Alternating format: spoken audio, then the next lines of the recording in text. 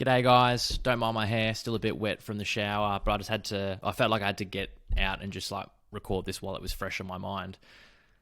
The importance of a senior leader, or just a leader for that matter, who is willing to give you honest, direct, candid feedback cannot be underestimated. And when you find somebody who is willing to hit you between the eyes and tell you what you're not doing quite well enough, or your areas that you can improve, do not get defensive about it. Hold on to that person, say thank you, and take on what they say. And the reason why I say that, why I was thinking about it, is because I've had a few experiences with this, but there's one in particular I wanted to share in this video. But in this day and age, it is quite hard to find somebody who is willing to hit you between the eyes and give you some good, direct, candid feedback, because people are conscious of, well, I think it's just human nature. People don't want to risk, upsetting other people. And then I think you add on to that kind of generational changes in this day and age, and people being even more conscious of that. And then you throw into the mix as well that if you're a graduate, people are going to be treading probably on eggshells a bit more around you. And treading on eggshells probably isn't the right way to put it, but they're just going to be a bit more gentle with you.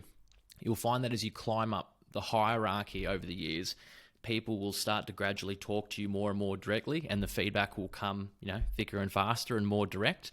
But early days, it can be hard to find somebody who will just tell you what you can improve on. I don't know if you could hear my Google going off in the background there. She thinks I'm talking to her. But when you do get that feedback, it's gold. And most people won't give it to you, like I said. So when you find somebody who's willing to hit you between the eyes, you need to hold on to them and thank them and take on what they're saying. I'll share one story to kind of illustrate my point. So when I was a senior consultant and I was planning my case for putting my hand up to be promoted to manager, I shared that with people because I wanted to get their feedback, right, in terms of whether I thought I was ready, talking about, leaders.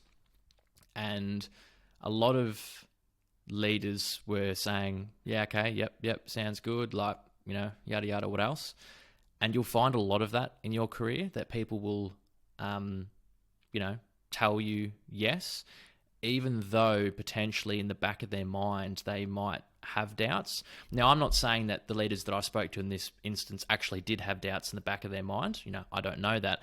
But just in general, I think it's human nature that people will say what they need to say in front of somebody so as to not damage a relationship, but it doesn't necessarily mean that it marries up with what they're thinking in their own mind. Again, I'm not saying that the leaders in my instance were doing that. I'm just saying for you, you've got to be wary of that it's possible.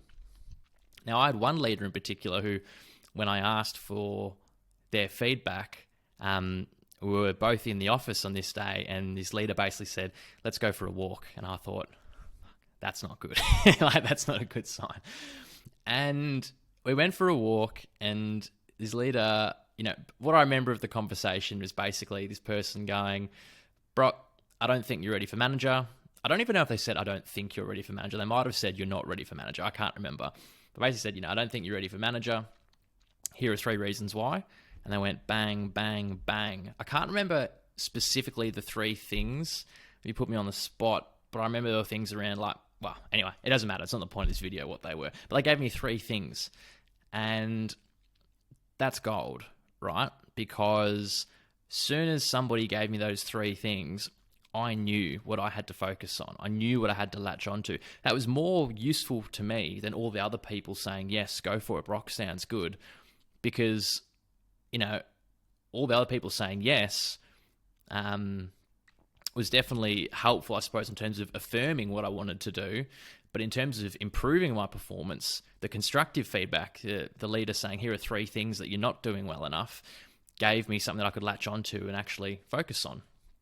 And on a slight tangent here, it's the reason why as well it's so important to have those sorts of conversations and get feedback, not just at the end of the performance cycle. Like, a lot of people will ask for feedback, and I've been guilty of it before as well. We'll get feedback, when it becomes kind of mandatory and everyone's getting feedback and you have to do it. But by that point, it's too late to take the feedback on board in that year. this conversation I had with this leader happened, I think it was around about late November, early December. And with the performance cycle ending in June, it basically meant I had another 3 to 4 months by the time the whole process finishes to take on that feedback. So that's just one little thing there. Like, all well and good to get feedback, but you also got to be conscious of when you're getting it, and are you giving yourself enough time to actually act on it for the current cycle? Still valuable regardless, but if you want the reward in the current cycle, be mindful of that. But anyway, this leader gave me these 3 things, and not only did they give me those 3 things, they also said, and Brock, here are some things that I can do to help you develop in those 3 areas. Right? That's another reason why just talking to your leaders and sharing your ambitions and sharing what you want to do is so important, because everybody who's more senior than you has more influence than you, right? It's just the nature of the position. They have more influence, they have more connections, they control more things.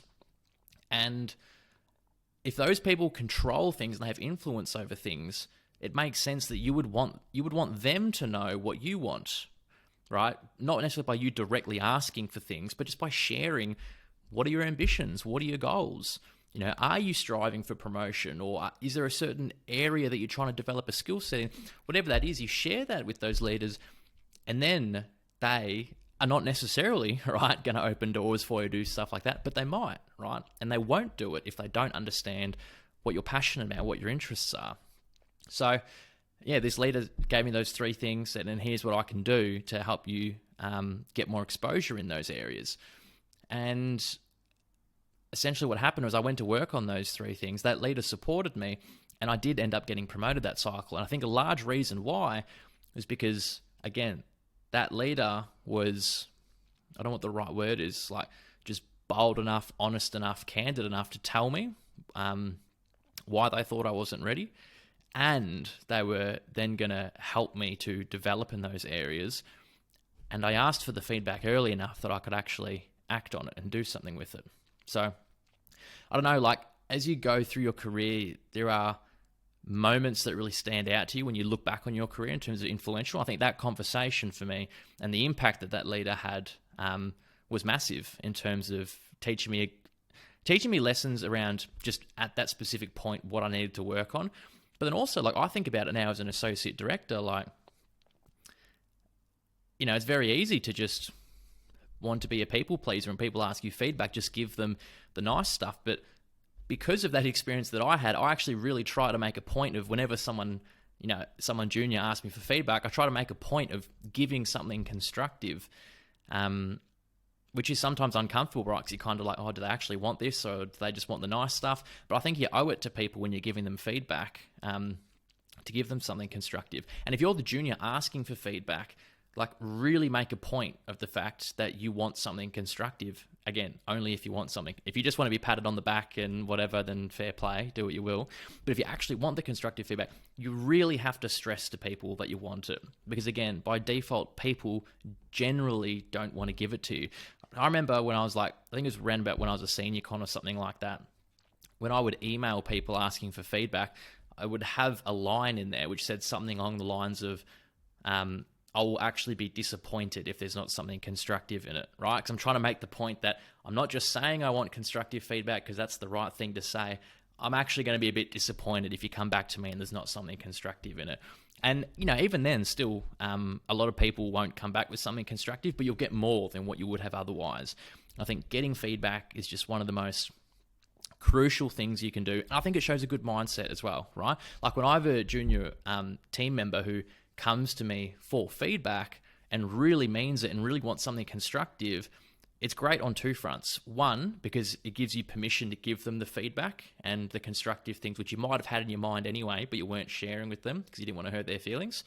So it works on that front. But then also, it gives you a very positive perception of that junior resource because they are trying to work on themselves. They are, willing to put their ego to the side and understand what are the things that they can work on, not just wanting to be patted on the back all the time. So I think, it's one of the most important things, I think. And everyone talks about feedback and, it's important and ask for it. But I think a lot of it is lip service in the way that people talk about it and in the way that people act on it as well. in terms of asking for feedback. And again, I've been in the situation before where I've just been getting at the end of the cycle because, I got busy with other things, but you got to prioritize it. In the, so I run the 8-week consulting challenge, which you'll see a link for in the description. And essentially it's 8 weeks. Each Monday morning, you get an email with content for that week. It's just like a short email, probably takes like 3 or 4 minutes to read, if that. And at the end, and it covers a particular topic. And at the end, it's got an action or, a challenge for you to do at the end of that week. And you do the actions each week, and that's you completing the challenge. The first week is all about feedback. And the reason I made it the first week of the challenge is because what I said earlier, you want to get feedback early. Don't leave it too late, because your feedback can inform what you focus on. You know what I mean? You don't want to go too far down the rabbit hole working on one thing and then get feedback that you should have been working on something else the whole time. So anyway, that's week 1 of the 8-week challenge. And the other thing that I include in there as well is I actually share the template that I use to capture my feedback throughout the year. So I have a Google Sheet or Google Spreadsheet, whatever it's called, where I can map out names of people that I want to ask for feedback from throughout the year and track the status. Have I asked for them for feedback? Have they given me feedback? Have I not requested it yet? So I can see all of that. And I also kind of map them from a quadrant perspective in terms of who do I most want the feedback from? Think about how senior they are or how closely you work with them. So therefore they're going to have better, more useful feedback for you and that sort of thing. And I map it all out. Anyway, it's all in the first week of the 8-week challenge. So if you want to see that template, if you want to, delve into it a bit more, check out that challenge. It'll be in the link in the description. Just pop your email in, and you can go from there. But yeah, like I said, feedback is king. Get more feedback. See you guys.